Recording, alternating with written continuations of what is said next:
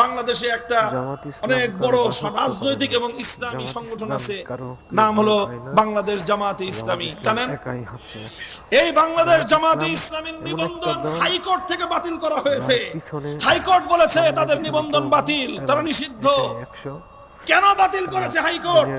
তারা মাওলানা মওদুদী সাহেবের অনুসরণ করে। এই জন্য বাংলাদেশের চলমান সংবিধানের আলোকে একটা নির্বাচন কমিশন আছে।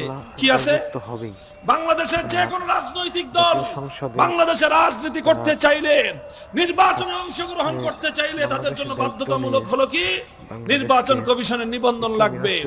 আর নির্বাচন কমিশনের নিবন্ধন নিতে গেলে অনেকগুলো কোরআন সুন্নাহ বিরোধী আইন সেখানে মুখোমুখি হতে হয়। আর সেই আইনের সঙ্গে সামান্য একটু বিরোধ হলে তখন ইসলামকে পরিবর্তন করতে হয়, কিন্তু তারা তাদের কুফরি সংবিধানের ধারাকে পরিবর্তন করে না। তার জ্বলন্ত দুটো দৃষ্টান্ত আমি